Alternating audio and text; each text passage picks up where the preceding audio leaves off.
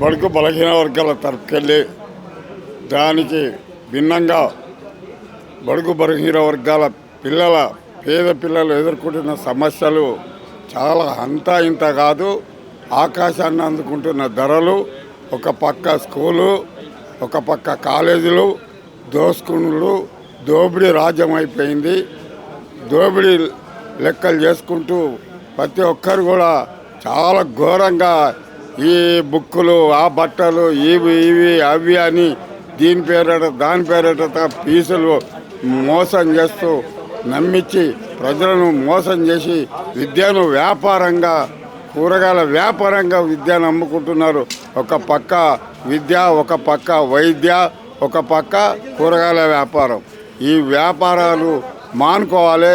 రాబోయే రోజుల్లో రాష్ట్ర ప్రభుత్వం ఇది నిర్ణయం తీసుకొని ఈ వ్యాపారాలన్నీ ఆపేయాలి. ఆపేయకపోతే ప్రజలు ఉద్యమిస్తారు, ప్రజలు ధర్నాలు చేస్తారు, రస్తరోకాలు చేస్తారు.